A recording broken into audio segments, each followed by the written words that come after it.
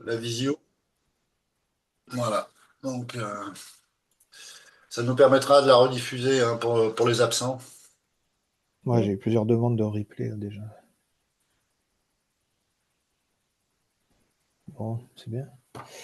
Bonjour à tous, on attend encore quelques petites minutes pour les derniers participants. Nous espérons que vous allez bien.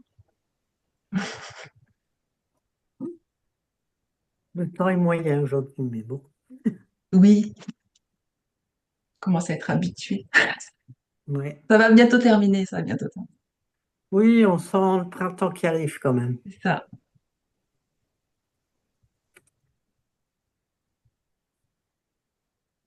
Alors, tu te mets à l'IA, Anne-Marie?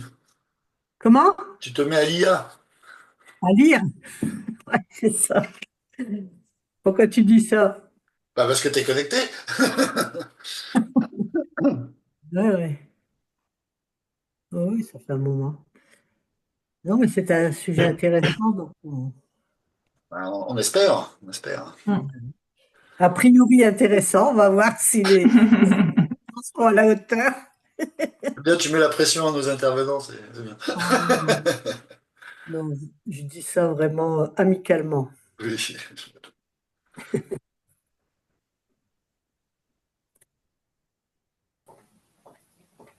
Bah, d'ailleurs, je sais pas si on attend avant de lancer le premier sondage ou on le lance maintenant. Ah, allez, on peut En- peut-être lancer le Ouais, premier en sondage, ouais. attendant les, Ça va faire les patienter. retardataires, voilà, Ouais. ça fera le C'est lien. un petit sondage pour voir un petit peu où vous en êtes par rapport à l'IA, hein, pour vous situer un petit peu. Alors,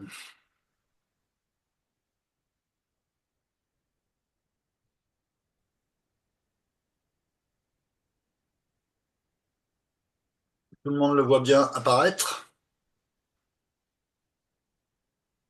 Ouais. Ah, ça y est.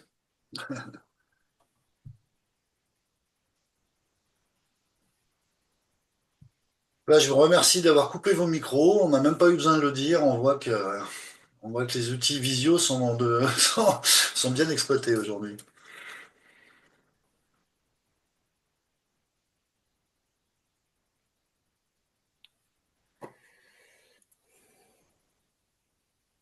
Alors, nous n'avons pas de réfractaires, hein. Oui, après, peut-être qu'ils sont même pas voulu s'inscrire au webinaire, en fait.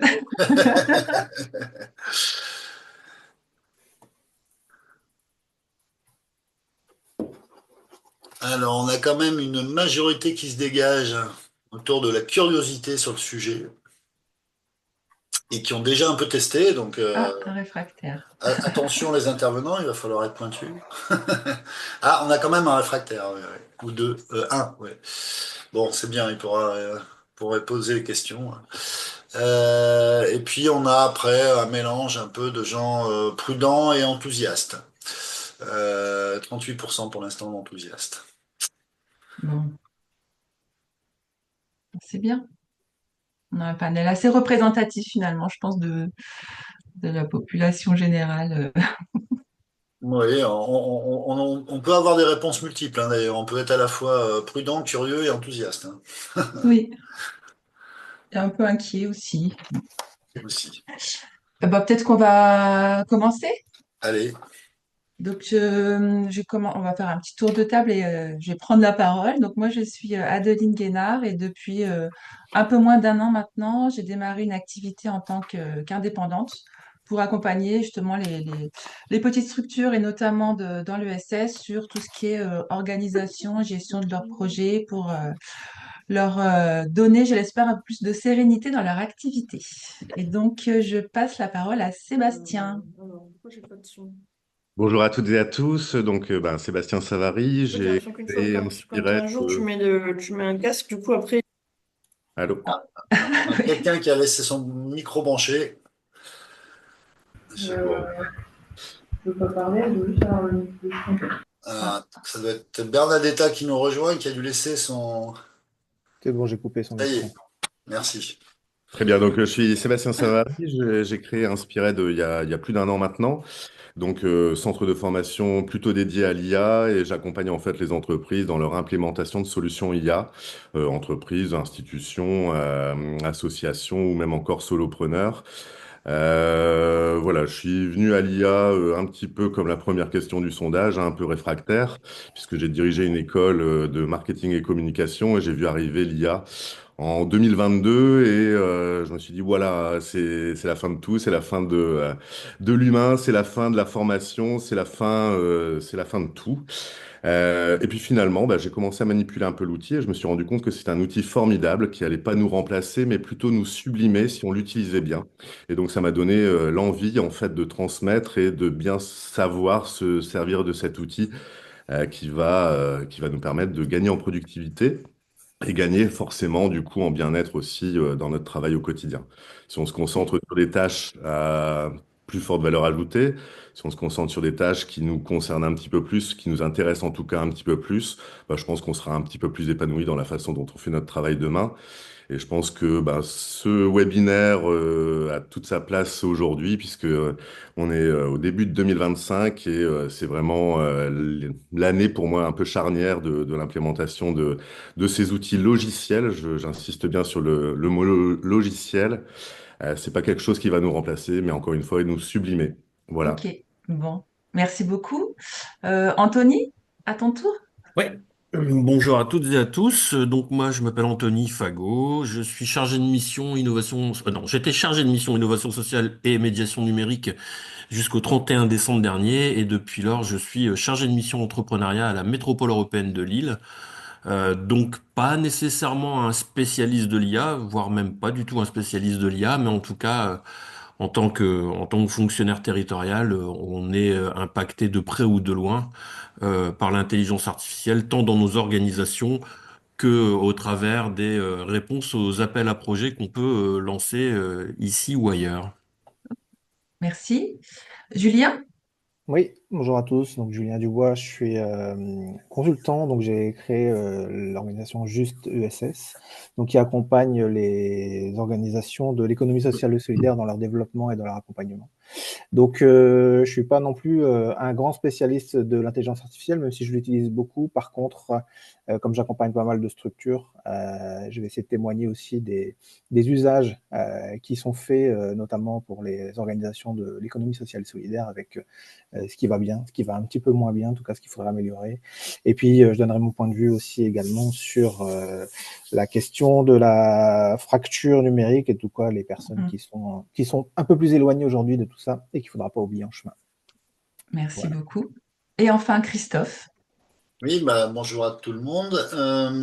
Donc Christophe Simone, moi je suis consultant, je travaille, enfin j'ai travaillé, je travaille encore assez régulièrement avec Julien et puis avec d'autres, hein. Je suis aussi membre de l'APES d'ailleurs, je vois qu'il y a un certain nombre de camarades ce matin présents. Donc je m'intéresse aux questions de SS depuis, depuis toujours finalement. Et étant un petit peu geek, je me suis forcément un petit peu intéressé aussi à l'IA. Alors un peu comme Julien, je dirais un peu par la force des choses, hein, notamment pour mieux exercer et mieux accompagner les structures de SS que j'accompagne. Mais aujourd'hui, on voit, et je pense que Sébastien là-dessus nous apportera quand même pas mal d'éclairage, on voit vraiment une révolution quand même qui est en train d'arriver rapidement et que effectivement, ça peut être à la fois des outils formidables, mais ça peut être aussi relativement néfaste. Donc voilà, donc c'est un peu le débat de ce matin, hein, voilà, je Mm. te laisse la parole, Adeline. Oui, donc effectivement, on a plutôt pensé ce webinaire comme un débat. Donc surtout, n'hésitez pas à interagir, à poser vos questions dans le chat et puis on y répondra plutôt en dernière partie de webinaire. Et donc, notre premier intervenant, c'est Sébastien, notre expert un peu IA. Et donc, la première question pour toi, Sébastien, voilà, on sent qu'il y a un peu une explosion, c'est ce que vient de dire pardon, Christophe. Pourquoi est-ce que d'un seul coup, on a l'impression que tout s'accélère? Et puis, est-ce que tu peux aussi nous donner quelques mots un peu qu'on entend beaucoup, un peu le vocabulaire, le b.a.-ba du vocabulaire de l'IA pour qu'on ait un petit peu de premiers repères? Alors, merci Adeline. Alors, c'est vrai que depuis maintenant 3 ans, tout s'accélère un petit peu au niveau de l'IA. Je voudrais distinguer deux choses, l'IA et l'IA générative. C'est l'IA générative en fait qui a propulsé un petit peu l'IA dans le quotidien des Français, même à l'échelle mondiale. Il faut savoir que le terme d'intelligence artificielle, en fait, c'est pas récent, hein. C'est pas, ça date pas d'il y a 2 ans. La première fois qu'on a entendu parler du mot intelligence artificielle, c'était en 1956, donc ça remonte Mhm. pas d'hier. C'était à la conférence de Dartmouth où le premier mot avait été lancé. Donc, c'est bien une solution logicielle, en fait, hein, qui va permettre de proposer par un enrichissement par l'homme d'une machine qui va travailler un petit peu plus vite que l'homme. C'est en aucun cas un remplacement. On n'est pas encore à l'ère de Terminator où il a une conscience, il a une créativité, tout ce qui fait le propre de l'homme. Je tiens à rassurer l'ensemble des participants, hein, c'est pas une solution de remplacement, c'est une solution bien entendue, hein, comme l'informatique le souhaite depuis des années, depuis que l'informatique a été créée de toute façon. C'est d'améliorer en fait la façon de produire de l'homme. Et d'améliorer aussi parfois son quotidien. Et c'est vrai que bon, avec des solutions telles que Alexa, la Tesla en voiture, on voit que bah, il y a plusieurs solutions qui sont implémentées dans notre quotidien de façon un peu insidieuse. Et là même, là, je vois quelques caméras branchées. Ben, sur les 6 caméras branchées, il y en a déjà 4 qui utilisent l'IA, puisque quand vous utilisez le fond flouté, c'est déjà de l'IA, puisque c'est un système de reconnaissance de ce qu'est une silhouette humaine. Donc vous voyez que vous l'utilisez sans même le savoir.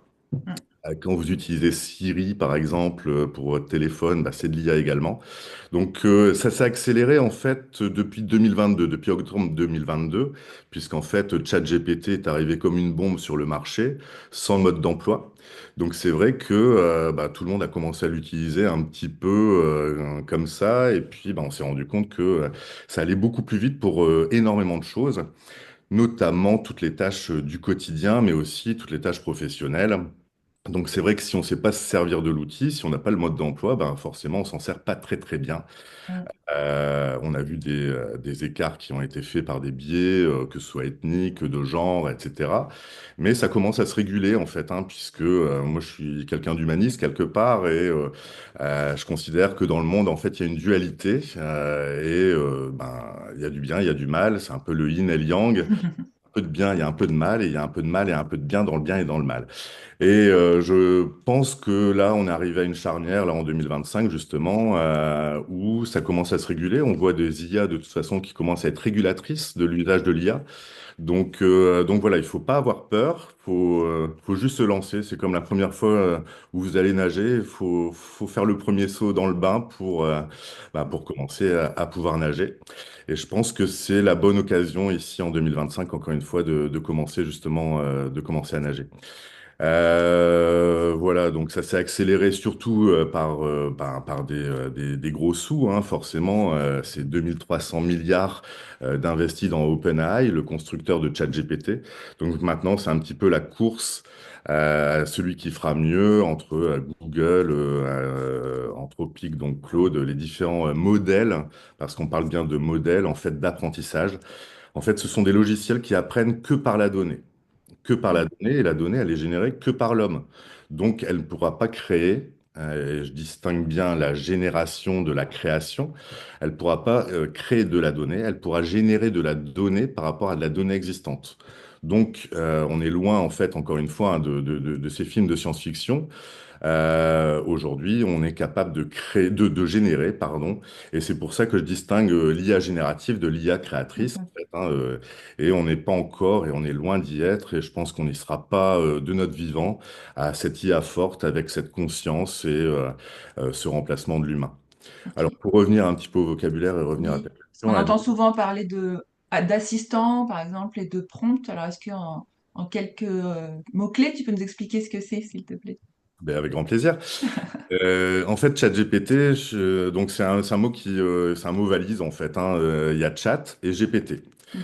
Alors, chat, ben, c'est une discussion en anglais, hein, on vient discuter avec l'IA, on vient itérer en fait une conversation avec l'IA sous forme de ce qu'on appelle un prompt.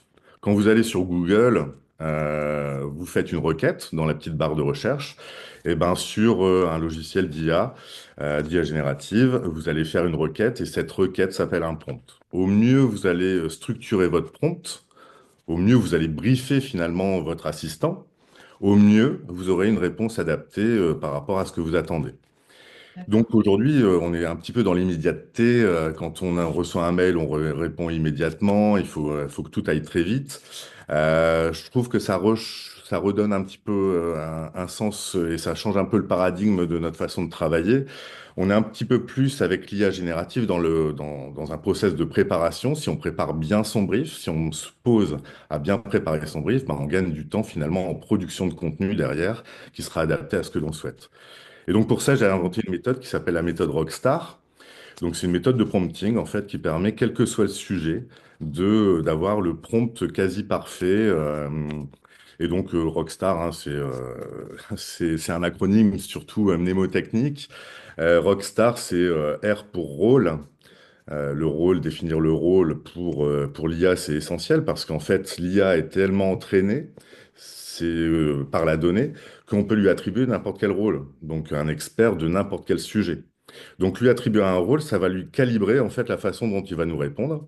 Donc, le R pour rôle, le O pour objectif, le C pour contexte, le K pour keywords, donc mots-clés en anglais, le S pour spécificité, le T pour tonalité. Alors, la tonalité, j'insiste un peu dessus parce que vous avez peut-être souvent testé et vous n'êtes pas satisfait du résultat parce que vous avez l'impression que c'est une réponse robotisée. Et Mm. ben, la tonalité, on a la chance d'avoir une palette de 7 émotions dans la langue française, avec tout autant de qualificatifs. Et ben, ça permettra de donner une tonalité plutôt humaine à votre rédaction, à votre ton rédactionnel. Donc j'insiste un petit peu sur ce T de rockstar, cette tonalité. Le A pour action et le R pour résultat. Alors, la chance qu'on a avec le ChatGPT également, c'est de générer n'importe quel type de format, que ce soit du CSV, du texte, du Markdown si vous faites du web.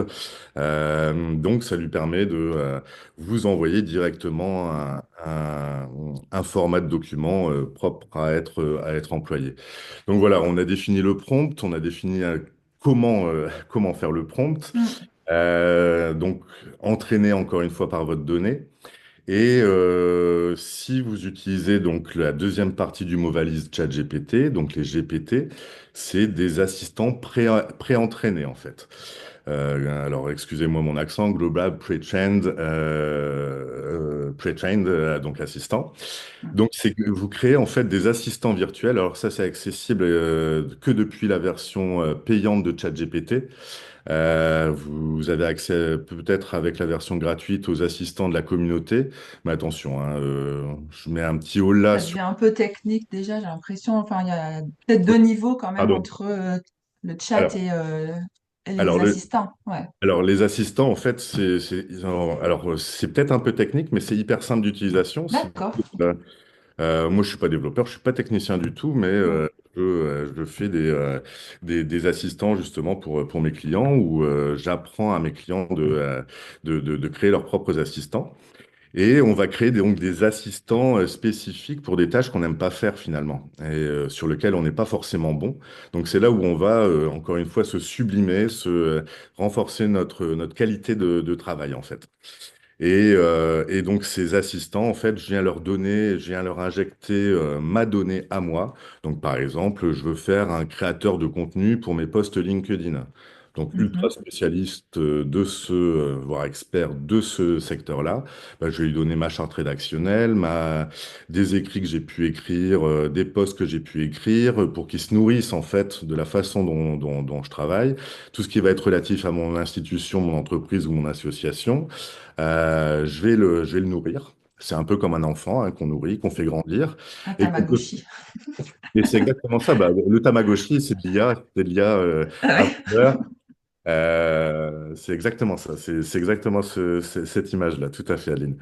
Et donc, nourri avec notre propre donnée, dans ce cas-là, il nous fournit un résultat assez conséquent et qui nous fait gagner du temps, forcément, dans la production de contenu. Moi, ça m'arrive, hein, pourtant communiquant depuis plus de 25 ans, bah, j'ai le syndrome de la page blanche, hein, comme tous et chacun, et ben, avec ces assistants-là, ben, ça permet de gagner du temps. Mhm. Ça permet de gagner en efficacité, encore une fois. Ok. En quelques minutes, parce que le temps passe vite, par rapport à tout ce que tu viens de nous dire, pour toi, en quoi l'IA, c'est une opportunité pour les acteurs de l'ESS? Peut-être en synthèse de tout ce que tu viens de nous dire. Alors, plus largement, c'est une opportunité pour chaque travailleur, je dirais. D'accord. Pour un acteur de l'ESS, bah, c'est se concentrer peut-être sur le cœur de métier, en fait, hein, mais comme tout secteur, finalement, et se séparer de tâches rébarbatives, je parle de tâches administratives, Mm. de tâches du quotidien qui permettent, en fait, de s'éloigner de ce qu'on fait bien, notre propre métier, finalement. Mm. Pour moi, en fait, l'arrivée de l'IA, c'est une opportunité. C'est un petit peu comme du temps de l'automatisation des usines. Je ne sais pas si vous vous rappelez du film de Charlie Chaplin, Les temps Mhm. modernes. Quand on voit Charlie Chaplin serrer un boulon pendant 72 ans de sa vie, 22 heures par jour, je suis pas sûr qu'intellectuellement il s'en ressorte et qu'il soit grandi lui-même en tant qu'homme et qu'il ait bien fait finalement son propre métier. Bah, je pense que l'IA, c'est un petit peu ça, c'est l'automatisation de certaines tâches rébarbatives et de bureau qui nous empêchent en fait de se concentrer sur notre cœur même de Mm. métier, et ce qu'on aime faire L'accompagnement. et bien faire en fait finalement. Très bien. Super. Ben, je te remercie. N'hésitez pas à poser des questions si vous avez des points plus spécifiques pour que Sébastien puisse y répondre dans les questions-réponses. Et du coup, je m'adresse à Anthony maintenant. Donc, Anthony, toi, tu es plutôt côté accompagnement des porteurs de projets. Et selon toi, est-ce que avec l'IA, on pourra avoir de meilleurs dossiers finalement qui vous seront présentés et comment ça pourrait venir accompagner les porteurs de projets? Est-ce que c'est une opportunité pour toi? Est-ce que ça veut dire que vous allez avoir de meilleurs dossiers? Comment tu vois les choses en fait?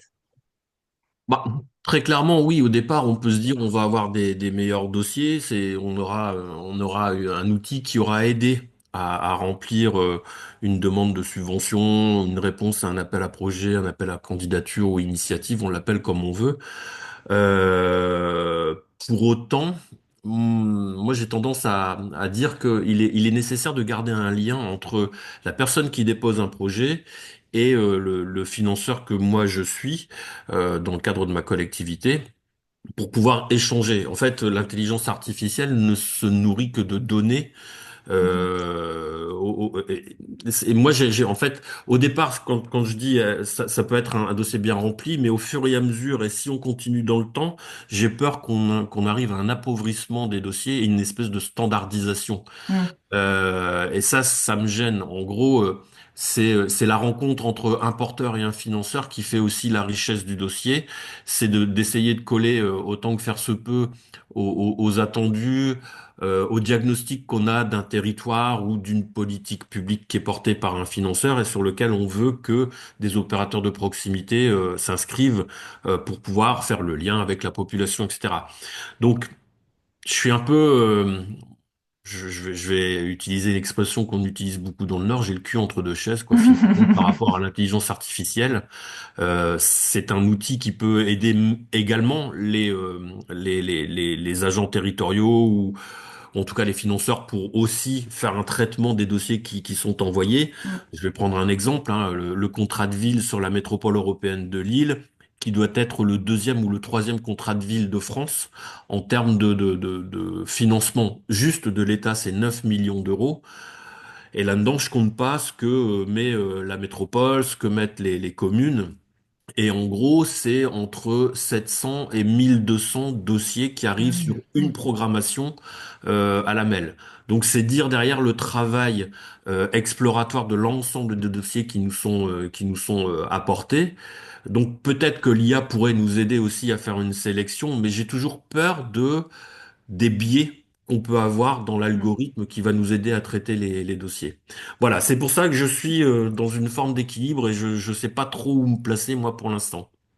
Et aujourd'hui, vous avez déjà remarqué quelque chose sur les dossiers qui vous arrivent? Vous sentez qu'il y a un peu d'IA qui arrive? Vous avez vu des évolutions de pratique ou pour l'instant, c'est C'est pas compliqué à trop dire. perçu? Ouais. C'est compliqué à dire comme ça. En fait, il existe, et là, Sébastien pourrait nous le dire beaucoup plus facilement. Il existe des solutions qui permettent d'analyser des dossiers et de vérifier si de l'intelligence artificielle a été utilisée. En gros, c'est l'utilisation de mêmes termes, une logique de phrase Mm. qui est toujours équivalente. À l'œil humain, comme ça, et suivant le nombre de dossiers qu'on a à traiter, je suis pas persuadé qu'on soit en mesure de le faire. Pour autant, peut-être que à l'avenir, on aura des outils qui nous permettront de le faire au sein de la Ouais, fonction publique. Et là, je parle de la fonction publique sur les trois versants. D'ailleurs, il y a des annonces qui ont été faites dans le sens où une intelligence artificielle serait mise à disposition des plus de 5 millions d'agents publics en France. Alors pour d'accord. l'État, c'est peut-être un petit peu plus facile à mettre en place parce que bah, c'est le ministre et puis voilà, ça découle sur l'ensemble du versant. Pour autant, sur les collectivités territoriales et dans la fonction publique hospitalière, je sais pas trop comment les choses vont se faire.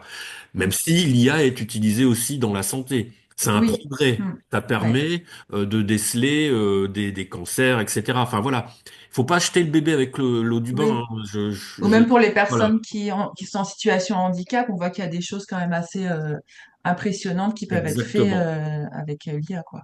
exactement. Et on entend aussi beaucoup parler de l'impact environnemental de l'IA. Est-ce que c'est un sujet un peu que toi tu as regardé ou à titre personnel, toi, c'est quoi ton avis par rapport à ça? Bah, s'il y avait que l'impact environnemental, moi, je vais pas dire que c'est secondaire, bien au contraire, hein. La Mm, Terre brûle comme on nous l'a dit, mm, et on regarde ailleurs. Mais en fait, il n'y a pas que l'impact environnemental, il y a aussi l'impact humain. Je vous invite tous à regarder le doc qui est passé la semaine dernière, il me semble, sur France 2 et qui est visiblement en replay jusqu'au mois de juin, qui s'appelle Les sacrifiés de l'IA. Et d'accord. en fait, on se rend compte que pour alimenter de l'IA, il faut des petites mains derrière. Et ces petites mains, elles sont aux alentours de... Alors, les chiffres sont 150 millions à 430 millions d'humains qui travaillent dans le monde de l'IA. Et en fait, c'est ce qu'on appelle des tâcherons. Enfin, à la fin Mm, du 19e, début du 20e, il y avait des tâcherons, hein, des gens qui travaillaient à la tâche, qui avaient chez eux dans leur c'est le textile, qui avait des machines à tisser et qui travaillaient à la tâche. Et en fait, l'IA est en train de remettre ça au goût du jour. C'est ce qu'on appelle les data workers, ou alors ce qu'on peut appeler les annotateurs. Et en fait, ce sont des gens. Alors, dans le reportage, on apprend qu'il y a des prisonnières en Finlande, il y a des étudiants, mais il y a aussi et surtout des migrants et des personnes dans les pays d'Afrique, Afrique, Asie du Sud-Est, etc., euh, qui, a- qui sont abreuvés d'images, de vidéos, de mm, messages, et qui, in fine, subissent un stress post-traumatique, comme on peut l'avoir quand on a été combattre en Irak, en Afghanistan, etc. mm, Et ces personnes, enfin moi j'ai été, enfin je suis ressorti du documentaire un peu, j'ai pris une claque, mm, très clairement, même si je savais, mais le fait d'entendre ces témoignages, en fait l'IA c'est une révolution certes, mais derrière c'est un enfermement d'un certain nombre d'humains qui eux subissent la maltraitance due au numérique. Donc voilà, il y a cet impact humain, l'impact environnemental. Ben voilà, l'IA, ça bouffe des ressources énergétiques, c'est de l'eau en grosse mm, quantité, c'est de l'électricité. Alors on a cette chance en France que 95% de l'énergie électrique est décarbonée, mais pour autant derrière c'est de l'uranium, etc. Et puis c'est aussi l'exploitation des terres rares. On voit aussi avec le mm. conflit en Ukraine ce que ça implique derrière, hein. L'Ukraine est un pays où il y a des terres rares et on voit les enjeux géopolitiques entre la Russie d'un côté, les États-Unis de l'autre, l'Europe Mm. qui veut pas être la dernière roue du carrosse. Donc voilà, il y a tous ces Ouais. impacts, moi, qui me posent question. Et Mhm. c'est pour ça que je suis pas béat devant l'intelligence artificielle, même Ok. si je reconnais qu'elle apporte certaines avancées technologiques. Et un autre aspect qui me fait moins un petit peu peur aussi pour les années qui vont arriver, c'est la vidéosurveillance algorithmique. Ah oui. Et donc là, on parle des libertés individuelles, les libertés publiques Mm. qui peuvent être bafouées parce qu'un État, à un moment donné, décide de surveiller sa population. On a vu en Chine ce que ça donne. On avait en France cette VSA qui avait été mise en œuvre pour la sécurité des Jeux Les Olympiques. JO, Et on ouais. s'était dit à un moment donné, on va faire un bilan. Sauf qu'il n'y a pas eu de bilan de fait. Il y a une nouvelle loi qui est en cours ou qui a été votée Mm. pour permettre de pérenniser la VSA. Mm. Voilà. Bon. Je vous laisse les, les uns et les autres réfléchir à ça pour notre avenir commun. Merci Anthony. Donc on voit qu'effectivement, il y a aussi pas mal de questions qui sont soulevées par l'IA et ça me fait la transition avec l'intervention de Julien, parce que quelque part, on pourrait avoir l'impression qu'il y a ceux qui vont embrasser l'IA et qui vont avoir les connaissances, les expertises, et ça va avancer, puis d'autres personnes qui vont être plus en attente, qui n'auront pas forcément peut-être même les compétences ou l'envie d'y aller, et finalement, est-ce que ça va pas recréer une nouvelle fracture? Et comment est-ce qu'on peut éviter ça aussi? Alors, Julien, est-ce que toi, tu as pu réfléchir un peu à cette question? Oui, j'y ai réfléchi C'est bien. beaucoup, puisque la question de la fracture numérique, c'est un sujet qui me parle depuis très très longtemps. J'étais autour de ces sujets-là, d'ailleurs avec Anthony, hein, sur des projets métropolitains et régionaux, notamment par le prisme des centres sociaux. Donc, j'ai vu beaucoup de personnes très éloignées du numérique. J'ai créé beaucoup d'ateliers de co-construction. Et donc, je pense qu'aujourd'hui, la fracture numérique n'est toujours pas résorbée. Mm. Et donc, l'intelligence artificielle risque d'agrandir encore plus cette fracture. Mais avant de parler de ça, il y a aussi la question de se dire, comme ça a été dit tout à l'heure, je pense que l'IA, c'est invisible, mais c'est visible et invisible en même temps. C'est-à-dire qu'à un moment donné, elle est partout. Comme on l'a dit tout à l'heure, des Mm. fois, on ne sait même pas qu'on l'utilise, ne serait-ce qu'aujourd'hui, dans notre usage de la visioconférence. Et j'aimerais aussi qu'on mette un distinguo entre la question de l'innovation technologique et la question de l'innovation sociale, notamment parce que l'intelligence artificielle aujourd'hui fait certainement partie des innovations technologiques qui sont courtes avec la 5G, avec le développement du cloud, avec la fibre, la question de création d'applications mobiles, etc., sur lequel il y a d'énormes moyens, et la question de l'innovation sociale, qui est plutôt le sujet de l'ESS au final, plutôt la question de résorber les fractures, justement, d'essayer de répondre à des enjeux sociaux et sociétaux, et sur lesquels on a l'impression aujourd'hui qu'il y a quand même beaucoup moins de moyens. Mm. Quand on parle de l'intelligence artificielle, ça a échappé à personne, mais la France essaie de bomber un petit peu le torse dernièrement en disant, bah voilà, à notre hauteur, on essaye d'injecter 109 milliards dans l'intelligence artificielle. Alors attention, hein, c'est pas que la France, c'est pas forcément que les impôts, il y a beaucoup d'investisseurs, etc. derrière, enfin, il faut imaginer, mais ces 109 milliards vont servir à quoi? À créer des data centers, à créer des campus, à créer des clusters, des usines, voilà. En parallèle, on a aussi toujours le déploiement de la fibre qui est en train on va dire, d'avancer bien très grandement, mais ça représente aussi des milliards d'euros, des milliards d'euros d'investissement par an chez les opérateurs téléphoniques.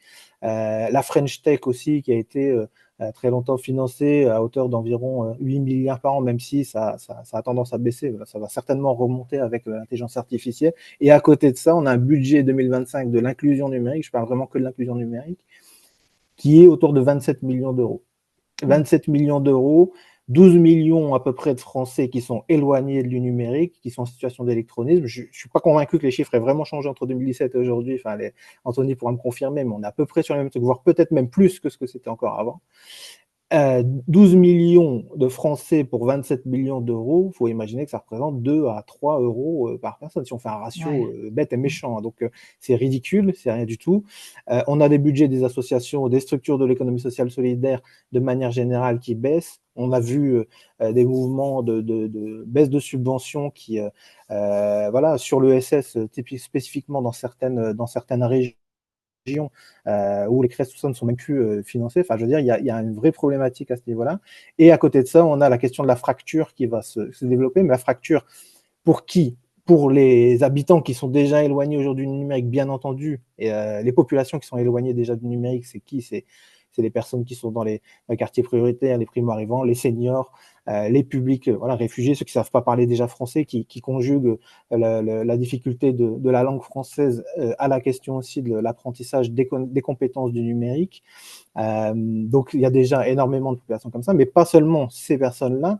Ça représente aussi les salariés des structures. La question de l'accompagnement au changement, elle est primordiale, c'est-à-dire qu'aujourd'hui, on est tous en train peut-être d'essayer de voir comment l'IA peut nous aider à aller un petit peu plus loin ou à automatiser des tâches, ok, mais ça nécessite de l'accompagnement au changement parce que il y a des réfractaires du numérique au sein même de nos organisations, parce qu'il y a des personnes, voilà, il y a des fossés de génération aussi qui peuvent dire bah voilà, moi j'ai envie d'y aller parce que ça, je suis plutôt curieux, et puis d'autres qui sont plutôt sur leurs acquis et puis qui voudront pas forcément y aller. Donc la question des salariés est aussi primordiale dans cette question de la fracture, et de manière générale encore plus pour les structures qui vont devoir s'adapter avec moins de financement, comme on l'a dit tout à l'heure, à des nouvelles situations de fracture. Donc il est tout à fait possible qu'il y ait des nouveaux financements qui apparaissent au fur et à mesure du temps sur la question de la résorption de cette fracture numérique, mais on a quand même l'impression qu'on est plutôt sur des projets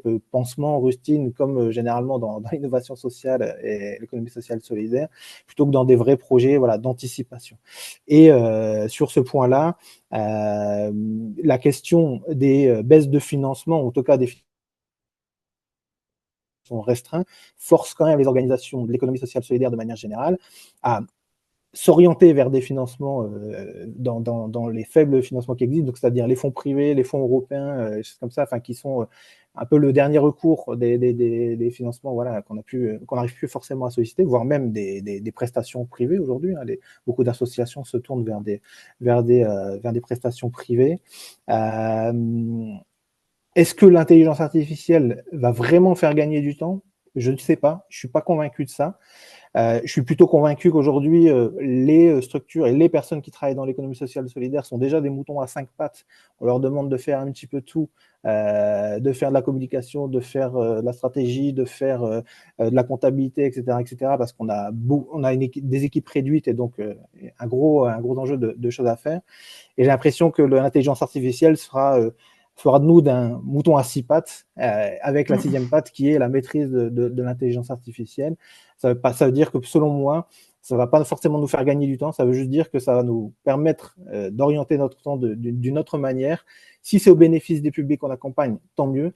Si c'est pour aller encore plus loin sur ces questions-là et puis avoir l'impression de commencer à toucher à différents corps de métier, je ne sais pas si c'est forcément la bonne chose. Donc, est-ce qu'on va éviter les fractures? Non, je suis convaincu que non. Je suis convaincu déjà que celle d'avant n'est déjà pas finie, donc on va plutôt l'agrandir. Mais est-ce qu'on peut l'anticiper aujourd'hui? Est-ce qu'on peut éviter de la subir? Je pense que c'est tout le sujet aujourd'hui qu'on doit traiter et qu'on doit déjà imaginer nos réflexions sur les projets de demain avec ou d'ailleurs ou sans l'intelligence artificielle, mais autour de ces sujets-là, bien entendu. Donc, il faut s'intéresser, il faut pas fermer la porte, il faut s'intéresser parce que de toute façon, on n'a pas trop le choix, si je comprends bien, et trouver la bonne façon d'y aller. Et toi, justement, est-ce que tu as déjà... Parce qu'en début de webinaire, tu disais que toi, tu l'utilisais beaucoup, par exemple. Donc, est-ce que tu as des idées de choses intéressantes, justement, avec l'IA à faire ou alors à ne pas faire, justement, qui peuvent aider les différents acteurs à embrasser l'IA doucement, mais sûrement, peut-être, je sais pas. Oui, alors, on va dire que je vais prendre plutôt ma casquette d'accompagnant et plutôt des structures que j'accompagne, la manière dont ils ont l'habitude d'utiliser l'intelligence artificielle aujourd'hui, et les choses que je remarque, on va dire régulièrement. C'est-à-dire que tout à l'heure, je sais plus, c'était Anthony ou Sébastien qui disait, je crois que c'est Anthony qui disait, on n'arrive pas forcément aujourd'hui à l'œil humain à voir comment, si un dossier est fait avec l'intelligence artificielle ou pas. Alors, il existe des outils qui sont faits pour ça. Et ben, dans les 9 cas sur 10, moi, on arrive à quand même à voir assez facilement, en fin de compte, si un texte est généré avec l'intelligence artificielle. Je vais y revenir juste après. Mais déjà, dans les projets de l'économie sociale et solidaire, il y a des enquêtes qui ont été faites. Je vous donnerai les sources, d'ailleurs, quand on fera avec le replay du webinaire. Mais on a 46% de Français qui disent inquiets des effets de l'intelligence artificielle sur la société. 70% des dirigeants de l'ESS qui n'intègrent pas du tout l'intelligence artificielle dans leur stratégie. Ça, c'est des statistiques qui sont assez intéressantes. Et aujourd'hui, on utilise l'intelligence artificielle. Pourquoi? En tant que porteur de projet, on utilise l'intelligence artificielle et le numérique de manière générale comme une thématique transversale, notamment dans l'économie sociale et solidaire. C'est-à-dire que c'est une thématique qui touche à plein de sujets de la société. Le numérique et l'intelligence artificielle vont autant être des sujets d'éducation. On a vu le ministère, je pense, voilà, l'éducation qui dit il faut absolument éduquer nos enfants à l'intelligence artificielle, etc. Donc il y a des sujets d'éducation. Il y a des sujets autour de l'insertion. France Travail qui a annoncé recours à 3 outils d'intelligence artificielle pour accompagner ses conseillers et les demandeurs d'emploi à trouver plus facilement un travail. Donc ça va prendre des formes. On a parlé tout à l'heure de l'environnement et de l'impact environnemental. D'ailleurs, je crois que c'est toi, Adeline, qui avait trouvé des chiffres sur ce sujet-là qui étaient quand même assez fous. Alors, tu les diras toi-même parce que je les ai plus en tête, mais qui étaient absolument incroyables en termes d'impact sur ne serait-ce qu'une seule requête. Donc, il y a aussi ces questions-là qui vont se poser. Et donc, l'intelligence artificielle va traverser tous ces sujets-là. Donc, l'idée, c'est pas seulement comment on va l'utiliser pour accompagner ces sujets-là, mais c'est aussi comment est-ce qu'aujourd'hui on va accompagner, comme on disait tout à l'heure, les publics qui sont éloignés de l'emploi, les publics qui ont une conscience écologique, qui sont éloignés du numérique aujourd'hui, dans la résorption des fractures. Donc, il y a des vraies opportunités. Et il y a des vraies opportunités qui vont se créer pour les acteurs de l'économie sociale et solidaire, j'en suis absolument persuadé dans les années à venir. D'ailleurs, c'est toi qui m'as inspiré, Adeline, ce petit message-là, mais il y a tout intérêt aussi à ce que la France, notamment, et les Français, et notamment nous qui représentons un certain nombre de structures associatives et de l'économie sociale et solidaire en France, de se distinguer des pays, et notamment des États-Unis, qui, eux, font vraiment marche arrière sur plein de sujets, de citoyenneté, de droits, de discrimination, etc. Et nous, on peut peut-être ajouter une French touch plutôt qu'une French tech, si vous voulez, à ces projets-là, en disant, voilà, nos projets vont plutôt être des projets d'humains à vocation, et se distinguer de cette manière-là des États-Unis, et voilà, plutôt que de bomber le torse en disant on va investir autant parce que c'est hyper important. Il faut aussi investir tout de suite sur la partie inclusion. Donc ça, c'est en tant que porteur de projet. En tant que salarié et en tant que bénévole, est-ce que chaque membre d'une organisation doit être formé à l'intelligence artificielle? Je ne sais pas. Je suis pas convaincu de ça, moi. Je suis plutôt à me dire que certaines personnes devraient avoir cette responsabilité-là, ou en tout cas ces capacités-là, pour que les autres puissent continuer leur travail opérationnel auprès des publics. C'est-à-dire que si on veut former tout le monde et si on veut partager la connaissance à tout le monde, c'est très bien, hein. D'ailleurs, il faut absolument sensibiliser un maximum de monde, mais former, accompagner pour que chacun maîtrise ces outils-là, je ne suis pas sûr, moi, que ça soit une très bonne solution, puisque du coup, on va passer moins de temps auprès des publics qu'on est censé accompagner. C'est toute la question, d'ailleurs, on parlait tout à l'heure des conseillers numériques, je pense, Anthony, qui sont en voie de disparition, on va dire, en voie de disparition en France. Mais c'était cette question-là, c'était est-ce que le numérique et la connaissance d'une personne au sein de l'organisation, ou de 2 personnes au sein de l'organisation, ou est-ce qu'elle doit être partagée au plus grand nombre? C'est un vrai débat, hein. Moi, je suis en train de donner mon avis, mais un débat une question qu'il faut vous poser peut-être avant d'aller plus loin sur ces questions de l'intelligence artificielle. Et en termes que recherche de financement, pardon, on en a parlé tout à l'heure, il y a des outils qui existent effectivement pour vérifier qu'un texte a été fait ou pas par l'intelligence artificielle, alors avec un degré de certitude et d'incertitude qui, en fin de compte, avec le résultat, on ne sait jamais trop vraiment si c'est le cas ou pas. Par contre, attention à l'utilisation que vous faites de l'intelligence artificielle, notamment dans la recherche de dossiers de financement ou d'écriture de dossiers de manière générale. L'intelligence artificielle a quand même tendance à répéter des schémas qui sont récurrents. On en a parlé tout à l'heure, mais la structuration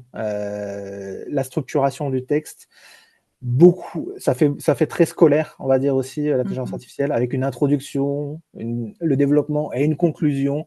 Alors Sébastien dit non, mais D'où l'intérêt du ça bon dépend, prompt et de la ça méthode dépend, Rockstar, en fait, ça hein, je dépend pense. si on utilise Rockstar ou pas, et si tu vas nous former là-dessus. Ouais. Moi, je te parle, Sébastien, tu pourras intervenir après, il n'y a aucun problème. D'ailleurs, le débat est C'est fait un pour ça. débat, hein. Mais je te parle, moi, des structures que j'accompagne, vraiment, et qui utilisent, donc je te dis ce que je vois, d'accord, directement. Donc après, aucun souci, et j'ai hâte de découvrir encore plus Oui, en on détail va ta venir, ouais. méthode pour éviter justement ça, et je suis convaincu que ça va aider plein de monde. Il y a quand même des mots-clés qui reviennent régulièrement. Il y a des mots-clés qui reviennent, qui sont rarement utilisés dans le langage courant. Je pense à un mot en particulier que dès que je le vois, moi, je me dis, bah, ça y est, c'est le mot holistique. Simplement, alors, je sais pas si vous l'avez déjà repéré ou celui-là ou pas, mais Mm. ce mot-là, moi, je le vois quasiment dans tous les ponts qui ont été générés par des structures que j'accompagne, Mm. holistique, holistique. Alors, c'est très beau mot, super, mais est-ce que c'est des mots que vous utilisez dans le langage quotidien ou pas? C'est vraiment la question qu'il faut se poser quand vous vérifiez, on va dire, le texte qui est généré par l'intelligence artificielle, puisque pour moi, c'est des mots qui donnent vraiment le sentiment que le texte a été généré de cette manière-là et que du coup, il y a eu quand même moins d'efforts et moins de travail derrière sur une réponse à un appel à projet. Donc, la question qui va se passer derrière, c'est est-ce que, on en parlait tout à l'heure avec Anthony, c'est si à un moment donné, tout le monde utilise l'intelligence artificielle, il y a un risque quand même, puisque en plus Sébastien disait que c'est des données humaines qui sont derrière, donc ça génère des données, enfin, ça génère du texte à partir de données déjà existantes. Il y a un risque quand même que de voir des structurations, voire même des projets quasiment identiques fleurir un petit peu à droite à gauche. Et peut-être que justement l'intelligence artificielle doit être utilisée de manière complètement différente, c'est-à-dire essayez de générer un projet par intelligence artificielle et voyez ce qu'il ne faut pas faire, justement, ou alors ce sur quoi les autres vont aller, pour justement essayer Pour de tirer votre épingle du différencier. jeu Mm. par Ok, rapport à un financeur. bon. Ça pourrait être une idée. Moi, je l'utilise, c'est vrai, je ne vais pas mentir, je l'utilise régulièrement. Et, Ça aide quand même des fois à traduire aussi du texte ouais. par rapport à des structures. J'ai bientôt fini, je sais que tu es Oui, gardé. oui, oui, mettre du temps, ouais. Ça peut aider quand même, ça peut aider quand même à renforcer Mm. des relations partenariales avec des structures qui sont européennes, par exemple, qui Oui, partent dans en les anglais, projets etc. Donc Erasmus. ça peut quand même faciliter les choses. La correction, d'une certaine manière, c'est hyper intéressant de pouvoir vérifier tout ça, qu'il n'y ait pas trop de fautes, vu aussi toutes les fautes qu'on peut laisser Mhm. passer à droite à gauche, et vu que les dossiers font 40 à 60 pages maintenant aujourd'hui. Voilà, et il est possible à terme, comme disait Anthony, que les financeurs se tournent. D'ailleurs, il y a déjà eu des financeurs qui ont avoué, notamment dans les fondations, se tourner vers l'intelligence artificielle pour évaluer les projets. Donc, moi, ça me pose problème personnellement, et je reste plutôt convaincu que d'abord et avant tout, les projets sont des projets qu'on porte sur des territoires, pour des habitants, pour des personnes. Et aujourd'hui, on a plutôt tendance à construire les projets sans eux, en fin de compte. Et la facilité, ce serait de le faire directement avec l'intelligence artificielle. Il faut continuer à garder, à faire cohabiter, on va dire, voilà, l'intelligence Mm. artificielle, bien entendu, mais l'intelligence humaine et aussi collective. Oui, comme Sinon, le disait Anthony. ça marchera pas comme ça. Super. Voilà. Merci, Julien. Et Merci à alors, vous. donc, on a des Sébastien, il questions voulait dans, intervenir, hein, de toute Ah, façon. dans le fil, oui, et je pense Il était que complètement pas d'accord c'est avec moi sur. intéressant d'avoir Non, non, le point de vue de Sébastien. Ouais. non, non, je suis Mm. pas. Non, non, juste pour compléter les propos, alors sur l'aspect financement et puis sur ce que tu viens d'évoquer, Julien, en fait, moi j'ai un cas d'usage. En fait, j'ai accompagné une association dans le médico-social. Et c'est vrai que, bon, bah voilà, on voit une baisse des financements, des subventions, et forcément, si on veut se concentrer avec ces subventions sur ce qu'on doit faire avec l'association, eh ben, les fonctions support s'en sentent pénalisées. Et c'est vrai que l'IA pour les fonctions support, moi, cette association, il y a une personne pour chaque service finalement qui serait couvert par trois ou quatre personnes dans une entreprise classique. Bah forcément, ces fonctions support, elles sont pas subventionnables. Donc l'IA permet en fait de créer un à deux à trois assistants qui permettent en fait de mieux répondre. Et alors, c'est vrai que quand on utilise l'IA de façon gratuite, alors j'ai pas de part, je suis pas actionnaire de ChatGPT ou même les autres modèles d'intelligence artificielle, parce que là, on cite ChatGPT, mais il y en a des milliers d'autres. On va Euh, peut-être en partager quelques-uns d'ailleurs que tu nous ouais, tout à recommandes. fait. Ouais. Ouais. Des milliers d'autres. Et si on utilise la version gratuite, ben, en marketing, quand on dit que c'est gratuit, ben, c'est vous le produit. Mm. Donc forcément, on a c'est cet effet de teasing, en fait, et c'est pour ça qu'on retrouve ce mot holistique dans chaque présentation, c'est parce que ça a été créé avec une version gratuite. Si on entraîne nos propres modèles, et ben, le résultat, en fait, il est cloné par rapport à ce qu'on aurait pu produire nous-mêmes. Mm. Donc, c'est vraiment une aide par rapport à soi, mais si on utilise le modèle et l'outil avec sa bonne fonctionnalité.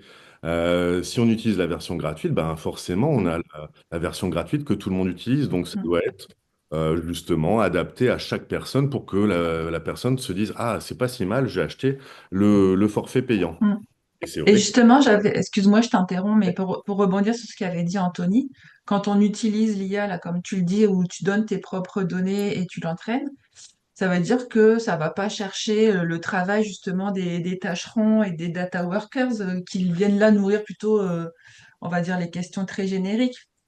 en Ouais. fait, Enfin, est-ce que c'est un usage plus responsable quand on circonscrit comme ça le travail de l'IA? plus responsable. Alors, on parle de ChatGPT, mais il y a d'autres pure players aussi, hein. Il y en a un qui est français, qui est Mistral AI, Mm. qui respecte à la fois la confidentialité des données, qui respecte notre droit européen, donc l'IA Act, qui a été voté début février 2024, qui respecte le RGPD français, enfin, Mm. voilà, la protection intellectuelle a priori. Et après, quand on utilise l'IA pour entraîner nos propres modèles et nos propres assistants, et nos données. Donc, Mm. la première ressource, c'est scanner sa propre base de connaissances, comme on appelle ça. Donc finalement, c'est comme si on scannait nous-mêmes à farfouiller dans nos dossiers de notre serveur, en fait, hein, et l'IA Mm. va beaucoup plus vite finalement à faire cette recherche et cette retranscription. Il faut vraiment voir l'IA générative, en fait, bien utilisée, bien entendu, avec les bons Mm. modèles, comme un accélérateur de ce qu'on aurait pu faire nous-mêmes. Ce qu'on aurait pu faire en 3 4 jours, ben, là, c'est fait en quelques secondes. C'est juste un accélérateur, en fait. Ça reste un logiciel, encore une fois, c'est pas pour remplacer. Alors, bien sûr, on l'a vu, hein, il y a des biais, hein, la consommation énergétique, la consommation environnementale, la consommation parfois d'humains. Mais il y a aussi ce système de régulation aussi, donc, dont on parlait. Il y a le cinquième site d'IA visité dans le monde, c'est Killbot aujourd'hui. Killbot, en fait, c'est un logiciel qui vient scanner en fait si ça a été créé par l'IA ou pas. Donc, D'accord. QUI2LBOT. À l'origine, c'était pour scanner en fait tous les documents pour les fautes d'orthographe, les fautes de grammaire, quelle que soit la langue. Et là, ça s'est orienté plutôt comme un scanner de détection d'IA. Mm. Il en existe d'autres, hein, dans le monde de l'éducation. Il y a Churchill. Alors, je sais jamais si c'est Winston ou Churchill, je suis désolé. J'ai fait l'amalgame dès le départ et du coup, j'ai un petit Ça doute reste. Ouais. à vérifier. Il y a Copilix, enfin, il y a un système de régulation qui commence à s'opérer, puisque Mhm. en fait, il se pond à peu près une centaine d'IA par jour, en fait. Des IA de niche, des IA pour chaque usage, des IA pour aider chaque segment de. Alors, on peut parler de création de contenu, il y a du contenu vidéo, on peut utiliser des avatars, donc ça permet de démultiplier. On parlait de la traduction en langue, mais si on veut faire passer un message avec sa propre personne dans 150 langues, on peut utiliser iGen par exemple, qui va créer des avatars. On va pouvoir faire du text-to-speech, donc on va utiliser sa voix pour faire passer un message. Donc on n'a plus besoin de s'enregistrer et passer du temps à s'enregistrer. On l'enregistre une fois et en fait après on tape son texte et puis ça donne le discours. Donc Mm. c'est Eleven Labs par exemple, hein, qui est un pure player aussi. Et puis on a des logiciels de vidéo, par exemple Runway, qui est très performant aussi en création de contenu vidéo. Donc, sur chaque niche, en fait, maintenant, aujourd'hui, on voit apparaître des modèles, et encore une fois, qui sont entraînés, si c'est bien utilisé par rapport à votre propre donnée. Mm. N'utilisez pas, alors je vous le dis, hein, je ne suis pas représentant ni, ni actionnaire de quelconque société, mais n'utilisez pas les versions gratuites en fait, puisque la version gratuite, bah forcément, ouais, vous allez avoir un contenu qui va être proche en fait de ce que va pondre votre voisin. Alors vous n'aurez jamais deux fois le même contenu, mais ce sera de la paraphrase de ce qui aura été produit par ailleurs. Mm. Forcément, puisque c'est pas vos données que vous utilisez. Pour sécuriser vos données, en plus, la version gratuite ne vous le garantit pas. Si vous Même rem- avec Mistral, par exemple? à vérifier. Mm. J'ai- Ils garantissent le stockage des données, par contre, en Europe, donc a priori, oui. OpenAI avec ChatGPT, donc, pardon, OpenAI, c'est le constructeur de ChatGPT, c'est le Mhm. fabricant du logiciel. ChatGPT, avec la version payante, il garantit que c'est stocké en Europe. Pour la version entreprise, c'est garanti sur les serveurs de l'entreprise. Pour la version gratuite, bah, c'est au fin Mm. fond de Silicon Valley, hein. Donc là, on n'a pas de sécurité du tout. Aujourd'hui, ils garantissent la sécurité. On a vu ce qu'a fait Facebook il y a quelques années. Mhm. C'est- Donc,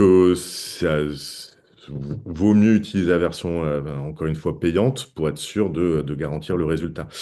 Et après, l'utilisation de vos propres GPT, justement, quand vous créez vos propres assistants, bah, c'est vos assistants. Après, vous pouvez les partager à la communauté, mais si vous les gardez dans votre structure, en fait, au sein de votre équipe, ou même que pour vous-même, vous avez une certaine garantie, en fait, de ne pas répandre en fait votre donnée un peu partout. Je vais te couper, Sébastien, je suis désolé, mais je vois que le temps tourne fortement. Il y avait un certain nombre Pardon. de questions des participants, alors notamment autour finalement de l'éducation populaire, hein, comment utiliser l'IA autour, enfin comme un outil au service de l'éducation populaire. Et c'est vrai qu'en termes d'accessibilité, alors on pense au handicap, mais on pense aussi à toute autre forme de difficulté d'accès. C'est des outils qui peuvent être fantastiques, puisqu'effectivement on n'a plus forcément besoin on communique hein, à l'oral, quelle que soit sa langue finalement, l'outil peut vous comprendre. Donc effectivement, il peut y avoir là-dessus beaucoup d'effets positifs. Et de l'autre côté, alors il n'y avait pas vraiment de question forcément très centrée là-dessus, mais ça c'est un sujet que je voulais évoquer quand même aussi, c'est qu'on ne l'a pas dit, mais c'est très utile aussi l'IA pour l'agriculture biologique, la permaculture notamment, avec des systèmes de capteurs et de chatbots qui vont en fait piloter votre exploitation. C'est très utile pour la culture et l'art. Alors même si derrière il y a un vrai débat et qui est loin d'être résolu sur la protection hein, du droit d'auteur à la française, j'allais dire. Bon, là, effectivement, on est encore loin du compte, mais en même temps, les artistes utilisent déjà ces outils depuis bien longtemps aussi. Euh, donc voilà, donc on voit bien qu'on est, tu l'as dit, hein, qu'on est vraiment à un tournant là. C'est en train de se répandre. Moi, en tant qu'enseignant aussi, je vois bien que mes étudiants l'utilisent fortement, et je suis bien contraint aujourd'hui d'utiliser des outils pour déceler effectivement le niveau d'utilisation. Voilà, donc on voit bien que ça arrive un peu très très fort et très très vite. On vous a entendu les uns les autres, donc je ne sais pas s'il y a d'autres questions, parce que j'en avais quelques-unes là sur le chat justement, mais alors j'en profite pour vous dire aussi que j'ai utilisé cette fois-ci le compagnon AI de Zoom, et on va Mhm. voir s'il est capable de nous faire une synthèse correcte. J'ai quand même Excellent. enregistré par ailleurs, je pourrais faire Mm. le comparatif, hein, c'est la première fois que je l'utilise, donc vous verrez bien si ça fonctionne. Voilà, est-ce qu'il y a d'autres questions peut-être, puisqu'il nous reste, allez, 5-10 minutes? Est-ce que certains veulent... Oui, enfin, si on déborde un tout petit peu. Il y avait quelques questions dans le chat, peut-être les personnes qui pourraient Ouais, prendre la parole et puis alors il y avait des questions sur la création enfin, les procédures pour créer des contenus. Alors bon, on y est Et encore. le prompt, ouais. Ouais, c'était l'histoire du prompt. Mais il y en a peut-être d'autres, je ne sais pas si vous avez des questions, des remarques. Bon, sinon je vais vous lancer un petit Moi, sondage. j'avais une question, si je peux me permettre, Mhm. du coup, pour Sébastien, parce que c'est le plus expert. Par quoi il faut commencer si on a envie d'attaquer un peu l'IA gentiment et enfin toi quel serait ton conseil en fait pour commencer un peu à se l'approprier et de façon efficace? Alors, ChatGPT, forcément, c'est le leader du marché, donc je dirais, commencer à prompter sur ChatGPT, se créer un compte, commencer à itérer, voir un petit peu comment ça fonctionne, et puis utiliser cette fameuse méthode de prompting que je Mhm. vous propose, hein, que je vous soumets, la méthode Rockstar. Mhm. Et après, tout dépend de l'usage que vous voulez en faire, en fait. Si vous voulez créer une recette de cuisine avec les restes de votre frigo, ben voilà, c'est possible. Si vous voulez répondre à un mail sur lequel vous savez pas comment aborder la chose, ça peut vous donner des idées également. La seule limite, c'est l'imagination, en fait, finalement. C'est un peu particulier, c'est vraiment du cas par cas sur l'usage Mhm. de l'IA générative, en tout cas. Il faut commencer par des IA généralistes, et puis après, en fonction de notre spécialité, de notre métier, de notre usage, se spécialiser sur tel ou tel type d'IA. Alors, il y en a une aussi qui peut peut-être vous intéresser aussi, que j'adore, qui est Gamma, qui est pour les présentations PowerPoint notamment formidable en fait. Ça vous permet de générer du contenu des présentations très léchées. C'est assez chouette. C'est l'ancien graphiste qui vous parle. Et ça permet de faire des synthèses, des infographies, etc. Des choses assez visuelles. Voilà, tout dépend en fait de l'usage de votre métier, de votre Mhm. quotidien, qu'il soit perso comme pro. Alors tu parlais là, Christophe, à l'instant, là, des remarques là, sur l'éducation populaire. Moi, je vais donner mon cas personnel. Par exemple, là, c'était les vacances scolaires. Il y avait mon fils, bon, qui est pas forcément très doué en maths. Il doit tenir ça de son père. Euh, voilà, pour lui faire comprendre une notion, en fait, j'ai créé un assistant sur ChatGPT. Et ça a permis de créer en fait des exercices spécifiques sur la notion que j'aurais jamais trouvé sur Google. Donc ça permet en fait de faciliter l'apprentissage. La notion est passée beaucoup plus rapidement que si c'était moi qui lui avais expliqué. Donc voilà, c'est la façon dont vous allez paramétrer l'outil aussi où vous allez avoir des résultats hyper qualitatifs. Je reviens aussi sur l'usage de l'IA. Pour moi aujourd'hui, alors toutes les craintes, toutes les peurs, c'est comme toute innovation en fait qui arrive sur un marché. Il y a trois phases pour l'arrivée d'une innovation sur un marché. La première phase, c'est la phase de peur. Après, c'est la phase d'acceptation. Et après, c'est la phase d'évidence. Il y a trois phases, hein, quand on a vu arriver la télécommande pour la télévision, on s'est dit, waouh, c'est quoi ce truc de fainéant? Et puis finalement, tout le monde utilise la télécommande aujourd'hui et enfin, si personne n'utilise l'IA, en tout cas, utilise aujourd'hui, pour allumer sa télé ou changer la chaîne. L'arrivée de l'IA générative aussi dans le quotidien des Français, qu'ils soient professionnels ou personnels, encore une fois. Pour moi, c'est un petit peu comme l'avènement de Google en France, en fait. À l'époque, je ne sais pas si vous vous souvenez, je parle d'un temps que les moins de 20 ans ne peuvent pas connaître. Euh, il y avait le Minitel et ceux qui ne croyaient pas en Internet ou à Google sont restés un petit peu sur le quai de la gare parce qu'ils ont continué à croire en Minitel.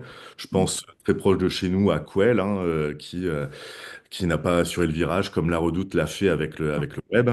Et donc, voilà, dépôt de bilan et pas su s'adapter. Et quand Google est arrivé, c'est pareil, hein, on a dit, ouais, non, mais c'est la fin de tout. Il y a Wikipédia aussi, c'est la fin des ventes de livres, on lira plus jamais un seul bouquin. Et puis finalement, on n'a jamais vendu autant de bouquins que depuis l'avènement d'Internet et de Google. Donc voilà, mon discours, c'est pas de dire non, il y a pas de crainte, il n'y a pas de peur, bien sûr, hein, il faut douter, c'est bien pour ça qu'il faut réguler, et ça commence à arriver.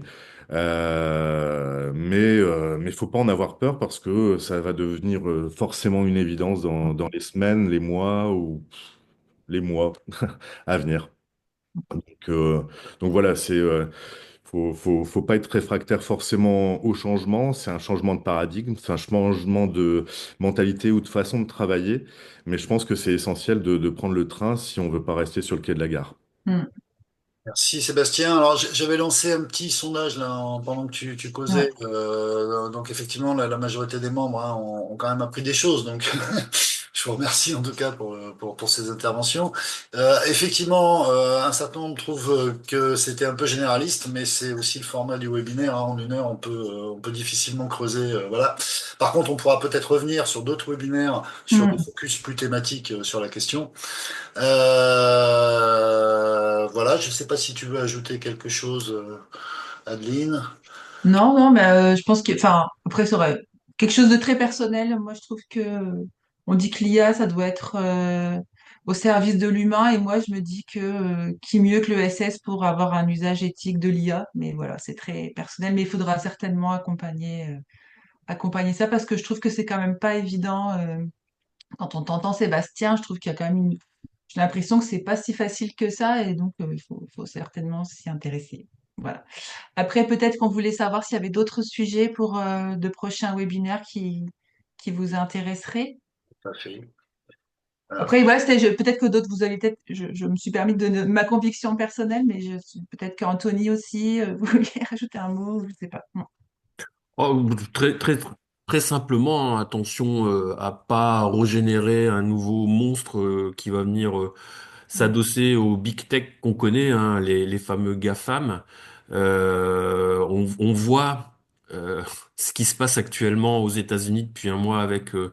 la réélection de Trump, et on voit le changement de logiciel, pour rester dans l'analogie numérique, des patrons de Facebook, Apple. On parle pas de Musk parce qu'il a passé une étape, et j'avoue que vivement qu'il s'en aille sur Mars, ce monsieur. Et puis gardons aussi en tête, les valeurs de l'ESS, hein, l'utilité sociale, l'emploi local, non délocalisable. Enfin voilà, c'est des valeurs qui sont essentielles à l'ESS. Et n'oublions pas aussi derrière que ce que tu disais, Sébastien, hein, quand c'est gratuit, c'est que c'est nous produit. Mais n'oublions pas que si on utilise l'IA pour aller répondre à des appels à projets, etc., c'est aussi une manière détournée d'envoyer l'argent public vers ces fameuses big tech. Donc voilà, je reste attentif aux avancées de l'IA, ce qu'elles peuvent apporter à l'humanité. Pour autant, derrière, il faut pas tomber dans la béatitude de l'utilisation à tout va de l'IA. Je suis un utilisateur de l'IA aussi, de manière sans le savoir, sur plein d'outils, et j'utilise un outil pour la traduction qui s'appelle DeepL, plutôt Google Translate qui est extrêmement mauvais. Par contre, DeepL, c'est un excellent outil qui utilise l'IA pour, euh, Ah ouais. pour m'aider à avoir une compréhension pleine et parfaite de l'anglais, parce que je parle anglais comme une vache espagnole, donc moi j'ai besoin d'outils pour pouvoir m'aider.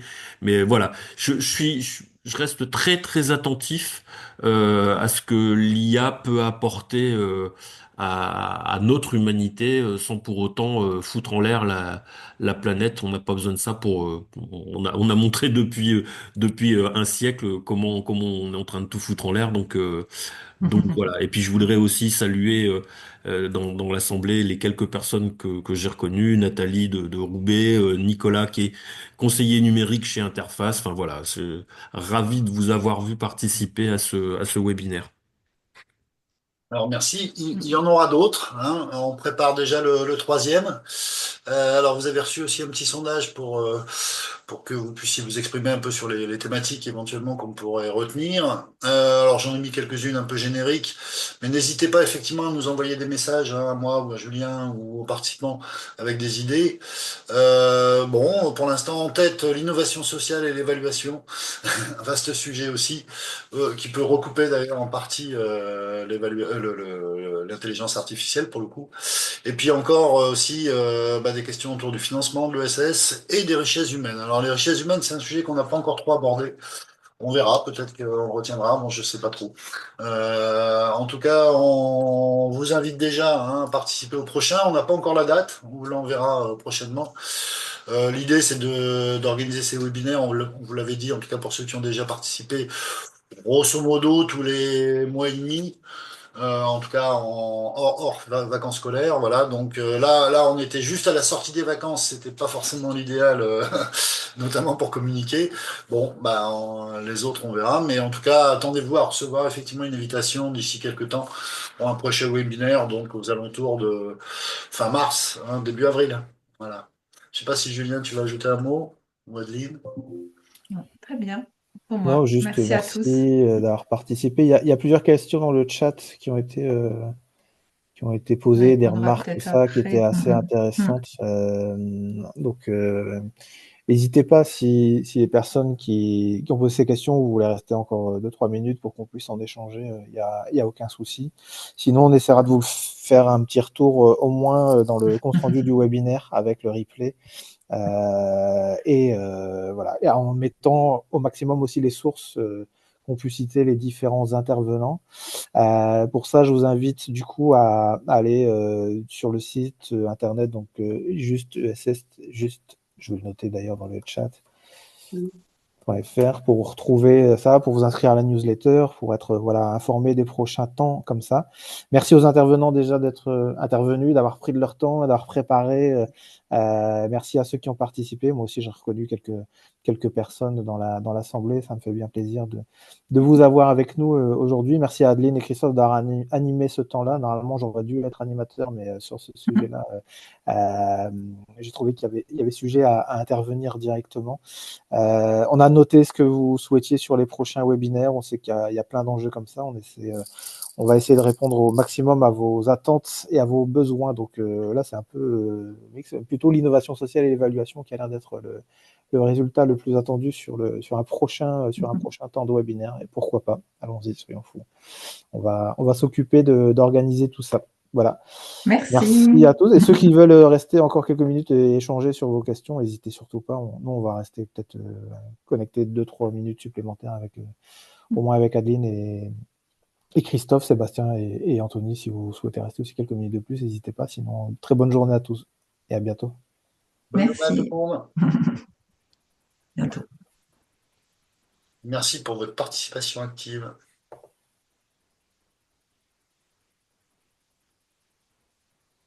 Et question à Sébastien, il y a moyen de promouvoir autre chose que ChatGPT? Sébastien, hein. Oui, oui, bien sûr, hein. Il y a quand même beaucoup de ChatGPT. Est-ce que Mistral, c'est caca ou... Non, alors la méthode Rockstar là, que je vous ai proposée est valable sur Claude, sur Mistral, sur Gemini également. C'est une méthode de brief, encore une fois, hein, donc par rapport à l'algorithme, ça fonctionnera. ChatGPT, en fait, tout bonnement, c'est parce que moi, je l'ai vu arriver à la rentrée d'octobre 2022 et voilà, il n'y avait pas forcément de pure player. Il y a l'effet flop de Bard à l'époque de Google, qui est lancé en décembre 2023, mais tous les effets d'annonce m'ont vraiment rebuté par rapport à cette solution-là. C'est vrai que je me suis concentré sur ChatGPT. ChatGPT, pourquoi? Parce que c'est l'outil le plus généraliste, le plus couteau suisse en fait, qui existe actuellement sur le marché. On peut créer des images, on peut créer des PowerPoint, on peut créer bientôt des vidéos. Donc c'est vrai que par rapport au nombre de fonctionnalités, on a tout en un en fait, hein. Et si on n'est pas spécialiste des différents secteurs, si je suis directeur artistique, je vais pas utiliser DALL-E de ChatGPT pour créer mon visuel. Je vais plutôt utiliser Midjourney. Mais, euh, mais voilà, pour les sujets un peu, je dirais, du commun des mortels, c'est quand même une solution. Mais bien sûr que je vais pas parler de Gemini, Mistral, Claude, euh, Copilote. mais c'est des solutions, c'est des modèles en fait d'apprentissage, hein, qui fonctionnent un petit peu de la même façon. C'est des learning machines, donc des machines qui ont appris de la donnée. Alors avec toute la controverse avec les data workers, j'ai regardé aussi ce reportage, Anthony, et c'est vrai que j'étais un peu effaré de voir l'envers du décor, hein. C'est vrai que c'est assez bluffant. Alors après, c'est encore une fois, c'est le démarrage. Il fallait bien entraîner les données. Malheureusement, c'est l'écueil de populations les moins occidentalisées, si je veux pas éviter si je veux pléonasmer. Mais en tout cas, ouais, pour moi aussi, l'arrivée de l'IA, ça va créer aussi, alors, ça va peut-être remplacer des métiers, mais ça va en créer d'autres. C'est un petit peu comme l'arrivée d'Internet, en fait, hein. Il y a tout un tas de métiers qui en ont remplacé d'autres. On est passé du print, qui était très consommateur d'eau aussi à l'époque, hein, tous les catalogues, etc., au web. Et finalement, on s'est dit, bah voilà, je me souviens, tous les VADistes, je citais Quell ou La Redoute, bah, c'est la fin du papier, c'est la fin de notre activité. Ben non, en fait, ça a créé d'autres métiers. On voit des métiers comme community manager. Je suis désolé, il y a 10 ans, ça n'existait pas ce métier-là, par exemple, hein. Donc voilà, il y a une certaine forme d'évolution et donc des métiers qui vont peut-être être remplacés par d'autres ou qui vont évoluer par rapport à d'autres qui vont se créer avec cette innovation-là. Mais oui, je suis pas représentant, je suis pas commercial pour ChatGPT, hein. Je rassure. Je suis désolé, D'accord. je parle de ce que je connais le Ouais, mieux. mais c'est parce que on sent vachement l'emprise états-unienne derrière tout ça. Enfin, moi, c'est ça qui me choque. Donc, ChatGPT, et puis après, tout le vocabulaire anglo-saxon qui va bien derrière, et auquel moi, je comprends rien. Enfin, moi, je suis pas complètement nulle en anglais, mais franchement, moi, ça me choque plus ça que le terme holistique, par exemple. Tous les mots anglais, vraiment, on se cache derrière des mots pour dire des choses tout con. Enfin, je veux dire, assistant, ça existe en français. Enfin, il y a plein de mots qui existent en français et qu'on dit en anglais. Alors, est-ce qu'il n'y a pas une résistance à avoir par rapport non, mais à garder le français? Si, Ça n'empêche pas d'avoir l'anglais par ailleurs, mais si je peux intervenir là-dessus, c'est juste que la problématique que l'on a en France et peut-être même plus largement en Europe, c'est qu'on n'a pas les moyens de se payer des data analystes, enfin, tous ces nouveaux oui, métiers donc qui sont embauchés par les grosses boîtes américaines qui les payent vraiment très cher et très bien. Alors, est-ce que c'est une logique ou pas, j'en sais rien, mais pour autant, moi, je vais parler d'une expérience qu'on a eue. En fait, on a eu la chance à la MEL d'avoir des, euh, des conférences inspirantes sur l'intelligence artificielle. On a eu, par exemple, Luc Julia qui est venu nous voir. Luc Julia, c'est un des cofondateurs de Siri, l'outil de chez Apple. Et on a eu une doctorante. Alors, c'est Camille Girard Chénudé ou Chémudé, j'ai mal écrit Chénudé, il me semble, qui a fait une thèse sur la justice algorithmique en chantier. Et au niveau du ministère de la Justice, il y a une intelligence artificielle qui existe encore a priori, qui s'appelle Judy Libre. Donc c'est une intelligence artificielle qui vient pseudonymiser la jurisprudence. Et derrière, alors on a toujours des data workers, des annotatrices, parce que là ce sont des femmes qu'on a pris, des femmes en fin de carrière, des agents de catégorie C du ministère de la Justice. C'est pour elles une manière de terminer leur carrière d'une autre façon, et a priori elles prenaient plaisir, enfin en tout cas elles prennent plaisir à faire ce travail. Et le modèle algorithmique qui a été pris derrière pour travailler cette intelligence artificielle, je vous le donne en mille, c'est deux modèles américains, l'un Meta, l'autre Zalando. Donc, la justice française, France, on utilise des modèles algorithmiques qui nous viennent des États-Unis parce que on n'a pas nécessairement la possibilité d'embaucher des personnels hautement qualifiés parce que, enfin voilà, c'est des gens qui ont suivi des études quand même très très poussées et puis c'est un monde qui évolue tellement vite et tout le temps que voilà. Et donc, ils ont des bras armés complets dans ces boîtes, que ce soit Meta, Zalando, comme je l'ai dit, qui ont les personnels pour pouvoir le faire, quoi. Et donc, forcément, les Américains, ces fameuses big tech qu'on retrouve partout. les États-Unis. Ouais. Oui, non, mais la justification de ça, je la trouve bien. Ça n'empêche pas. Ça n'empêche pas. Je comprends bien que on n'est pas armé ni en France ni en Europe sur ces sujets-là. Oui, puis même quand on est Donc, armé, j'allais dire qu'on n'a pas toujours le réflexe. Moi, je vois en collectivité, on peut utiliser beaucoup plus de l'open source, par exemple, ou de logiciels free que ce qu'on ne le fait aujourd'hui. Euh, mais pour des questions, alors à la fois parce qu'on n'a pas toujours les bons techniciens qui sont en capacité d'installer, je sais pas moi, Linux ou d'autres systèmes de ce type-là, mais aussi par pur réflexe de consommateur. J'allais dire, c'est plus simple d'aller acheter un pack, un pack Office que de se prendre la tête à comment je vais configurer un nouveau système d'exploitation, etc. Donc il y a aussi ce côté réflexe. Hein, ils sont très bons marketeurs, hein, les Américains quand même. Ils savent vendre leurs produits, voilà, et ils savent le vendre en plus sous formule d'abonnement et donc piéger finalement un peu les consommateurs derrière ça. Donc bon, on se laisse bien piéger aussi d'ailleurs facilement, mais voilà. En enfin, tout cas, pour autant l'implémentation d'un Office 365, parce que nous on est en train de le vivre ici à la MEL, c'est un sacré bordel quand même, parce ah que oui, l'objectif c'est de d'écarter Copilot.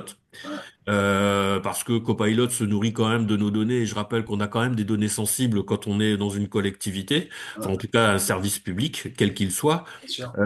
Et pour en avoir discuté justement hier avec un de mes collègues de la DSI, c'est monstrueux, Ouais, monstrueux d'implémenter Office 365 dans un établissement comme le nôtre, quoi. bah ouais, ouais, ouais. Et pour autant, est-ce que justement on n'aurait pas intérêt à essayer de... C'est la métropole de Strasbourg qui dédoublonne en fait. D'un côté, ils utilisent OnlyOffice et Mhm. ils continuent d'utiliser Microsoft parce qu'on a aussi des logiciels métiers qui, lorsqu'on fait de l'extraction de données, Mhm. ont besoin d'Excel.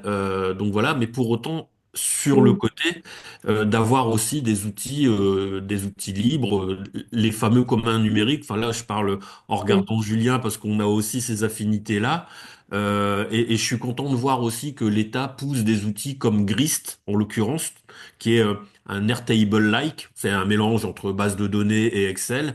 Ils ont embauché des développeurs. Alors, ce sont des indépendants, des auto-entrepreneurs qui bossent pour la NCT, donc l'Agence nationale de la cohésion des territoires. Ils ont créé une instance Grist à destination des agents publics. Alors, il y a aussi toujours un petit peu d'IA derrière, parce qu'on peut utiliser l'IA pour aller faire des formules en Python, etc.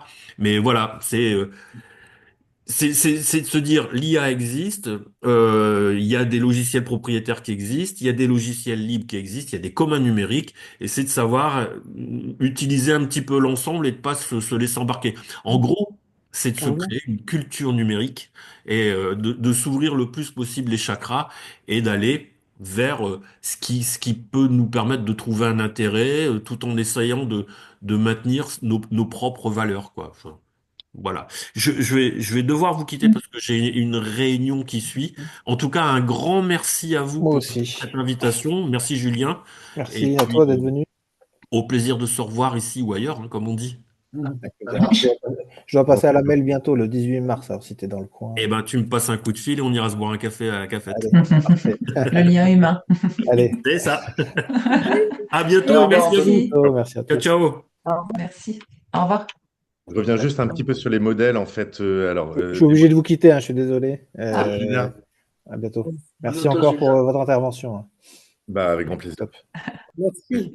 Et je reviens un petit peu sur les modèles, en fait, les modèles dont vient de parler Anthony. En fait, Meta, oui, a créé un modèle, l'IAMA, mais c'est un modèle qui a été appris par rapport à 15 ans d'apprentissage, 15 voire 20 ans d'apprentissage de données, en fait. Et après, on se sert du modèle, mais la donnée n'est pas divulguée. En fait, on se sert pour en faire des serveurs privés. Moi, je l'ai fait pour une entreprise où on a créé des RAG, alors je vais rentrer dans le technique, mais des RAG et des silos, en fait, où la sécurité de la donnée, elle est là. On utilise juste un modèle, en fait, un logiciel qui a un mode d'apprentissage, mais après, la donnée, elle reste chez nous, en fait, que chez nous. Ce RAG qu'on a créé, il va même pas chercher sur Internet, en fait. Attention aussi, pas faire l'amalgame Oui, c'est ça. entre un modèle, entre une utilisation logicielle telle que ChatGPT qui utilise le modèle d'OpenAI, mais le modèle par exemple de ChatGPT, Copilot l'utilise, Bing l'utilise, et puis il y a une tonne d'entreprises françaises qui l'utilisent, et de façon privée ou pas en fait. C'est le paramétrage en fait du modèle. C'est la façon dont Mm. le modèle apprend des données. C'est un peu complexe, hein, c'est un peu technique. Ouais. Et voilà. Mais c'est quand même, voilà, ça reste, moi je trouve que ça reste quand même pas si accessible que ça pour comprendre comment ça fonctionne en fait. Et puis une chose dont on n'a pas parlé, c'est aussi comment exercer son esprit critique par rapport à l'IA, quoi. Parce que ça, c'est Mm. aussi. Ouais, Il y a beaucoup de sujets, de fils qui peuvent être tirés par rapport à l'IA, mais bon, ça pourrait être aussi le sujet d'autres débats. Tout à fait. avec On grand en plaisir. refera d'autres, je pense. Ouais, D'autres sujets. très Euh, bien. Bah, en Ça tout cas, marche. je remercie les dernières participantes, hein, Bernadetta et Sabine. Je ne sais pas si elles m'entendent.